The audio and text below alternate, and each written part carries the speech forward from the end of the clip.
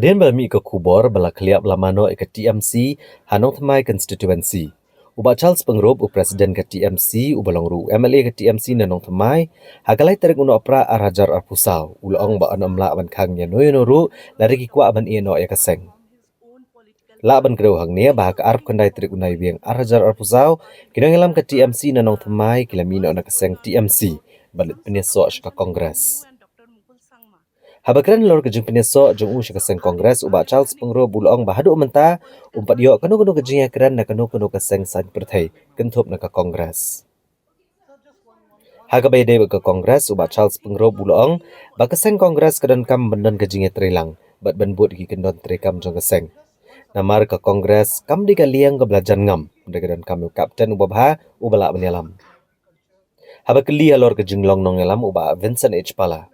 Uba Charles Pyngrope bulong ba umdai uai ban bisyare kata. Mereka kongres kadai ban buat ki kendon trekam. Bat wat ki kendon banjit presiden ru ha kebakim shimla buat. Bulong belada buat ki kendon baroh ki baroh kinyat bet ja renti. Halor ka rehabilitation center uba Charles Pyngrope bulong bagani kedai kamat ke bajek kerana yang dorbar. Bat usngo bak sarkar keladi ban shnano yaki rehabilitation center haman lagi district. Bat omde macam ni agak jeng sumar tang haki rehabilitation center jeng kiru shimen. Halor ke jeng syak rem ke kertong TMC haki election shteng samoy nagam begere. Uba Charles Pyngrope bulong belada pai syakapor ke belalet ru kaseng ke badan hakabor ke bajuyo ke jeng job bat ke TMC kile kunteng Andre Kim shimla job te emla ban le AA. Halor ke VIP culture uba Charles Pyngrope bulong ba kersya nekani. Badus ngobo omdai bandan ki VIP. Ndrai tang ha Shillong ne Meghalaya, ndrai hapar ko ka riru. Omdai ban ai mensia meka VIP culture. Nomor kipat ba kidi ki VIP kinong elam. Nomor kinong elam kidi tang kinong tray jong kipat ba. Can you confirm that? No, I have not been contacted officially by anybody, whether it's Congress or the NPP or the BBP. No one has contacted me officially or the BJP. But sir, like to be open, what's your mind? Are you looking to join? If yes, by when? If no, then At what? the moment, I have not given that a thought because I'm still the president of the TMC. At the moment, I'm alone. The last samurai standing. Since your supporters have gone, you are alone, as you have said. So, You know,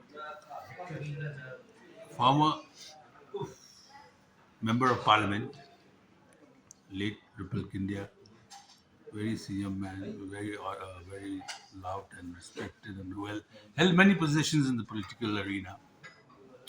He said in 2008, Charles is a one-man army. See, it is, if we go through precedents, it is always the party which is in the ruling that has the edge. I won't say they normally win, but always has the edge. In this case, that principle has been followed. So when we look at the results right now, it would have been a big, you would have easily beat MP if TMC and Congress would have worked with you all would have worked in majority. So wasn't there any thought that you were looking at the pulse of the people, that TMC could have been this, but we could have approached Congress to work together? See, in politics, there's no ifs and buts. Let me put it that way. As simple as that. You cannot say that if they had done that, they would have won. I'm saying if they had done that also, what guarantee would that they would have won? So there's no ifs and buts and there's no postmortem. They all fought hard and the winner took it all. But reason being, I mean, like I said, the ruling party always has an edge. But you cannot take that away from them. It's not their fault that they have the edge.